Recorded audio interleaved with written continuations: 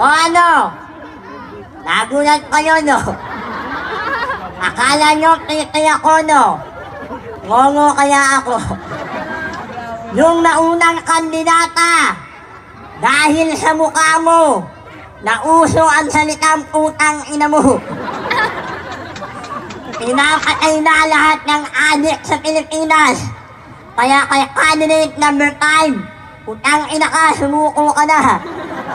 By the way, my name is Miyuki, Kaneki, Anamiki, Sakuraki, Tamagoki, Anukan, and Arati. On the way from USA. Wow!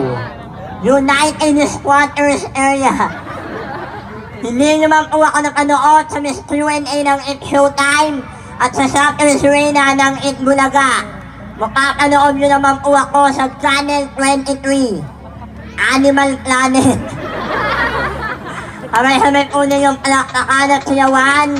Ako po si Jason Bugjong 14.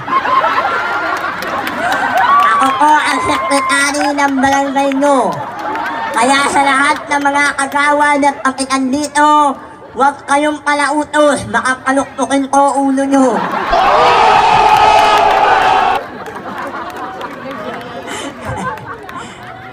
Awa ng awa to. Nakila mo.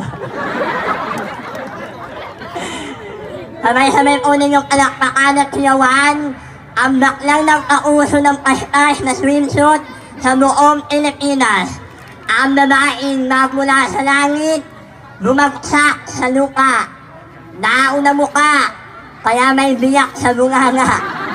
Your one and only Facebook and YouTube sensation. Binibining Barbie. Barbie Ngon Cortesa na nag-iiwak ang ina mo. Hindi na nga maintindihan, no? Lolo na nga ako. Ayan naman. Nawala tuloy ako. Masubukon na sa gawa ko. Ayan ako. Inawi na. Huwag ka na magalit.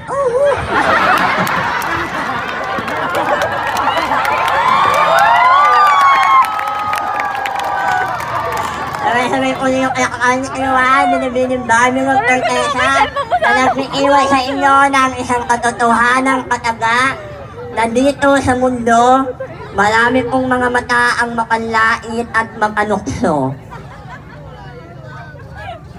Kasi kapag makakakita sila ng bakla, ang lagi nilang sinasabi kami daw po ay salot sa lipunan. Mahirap po ang magpakatao kung hindi ka po tunay na tao. Tama. Mahirap po ang magpakababae kung hindi ka po tunay na babae. Tama. Mahirap din po ang magpakalalaki kung hindi ka po tunay na lalaki. Tama. Ngunit, mas mahirap mabuhay sa mundo yung pinanganak kang tomboy pero princess ang pangalan mo. Kota na kayo, tomboy ah. Para sa lahat ng mga kalalakihan, ang kakapal na mukha nyo, bibigyan na nga namin kayo ng 500 piso. Gusto nyo ka, 10,000. Ano akala nyo sa titi nyo? May korneto.